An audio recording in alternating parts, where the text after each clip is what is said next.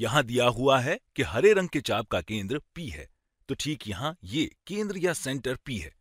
दिए गए कोण की माप या मेजर 0.4 रेडियन है और इसकी त्रिज्या की लंबाई 5 इकाई या यूनिट है, जो ठीक यहां इस लंबाई के बराबर है। अब हमें हरे रंग की चाप की लंबाई ज्ञात करनी है। चलिए थोड़ा विचार करते हैं और मान लेते हैं कि P एक बड़े काल्पनिक वृत्त का केंद्र है और ये कोण जिसका माप 0.4 रेडियन है, इस हरे रंग के चाप को काटता है। इसे पता लगाने के लिए मैं आपको प्रेरित करता हूं कि इस वीडियो को थोड़ी देर रोक खुद से इस प्रश्न के बारे में सोचने की कोशिश करें। हमें यहां दी हुई सूचना के आधार पर इस चाप की लंबाई ज्ञात करनी है। तो चलिए स्मरण करते हैं कि रेडियन क्या होता है। रेडियन के बारे में सोचने का एक तरीका यह है कि अगर आप इस कोण द्वारा काटे गए चाप को देखते हैं और अगर इस चाप की लंबाई के बारे में सोचते हैं, तो इस हरे रंग के चाप की लंबाई 0.4 रेडाई होगी। तो रेडियन के बारे में हम कह सकते हैं कि अगर इस कोण की माप 0.4 रेडियन है, तो इसके द्वारा काटे गए चाप की लंबाई 0.4 रेडाई होगी।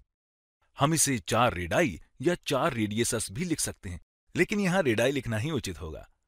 अब हम चाप की लंबाई रेडाई के रूप में ज्ञात नहीं करना चाहते हैं, या यूं कहें कि हम चाप की लंबाई त्रिज्या के रूप में ज्ञात करना चाहते हैं, यानी 5 इकाई के रूप में ज्ञात करना चाहते हैं। ठीक है, हम जानते हैं कि प्रत्येक त्रिज्या की लंबाई 5 इकाई है, तो ये हमारे वृत्त का त्रिज्या है जिसकी लंबाई 5 इकाई है।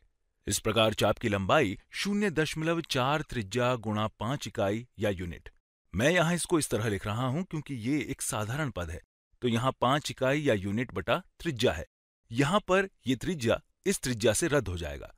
अब हमारे पास सिर्फ इकाई बच गया है, इसलिए 0.4 गुणा 5 बराबर 2 होगा। तो हम कह सकते हैं कि इसको हल करने पर हमें 2 मिलता है। चलिए इसे दोहरा लेते हैं। जब कोण की माप रेडियन में है, तो इसके द्वारा काटे गए चाप की लंबाई इतने रेडाई के बराबर होगी। इसलिए अगर प्रत्येक त्रिज्या की लंबाई 5 इकाई है, तो चाप की लंबाई 0.4 गुणा 5 इकाई या 2 के बराबर होगा।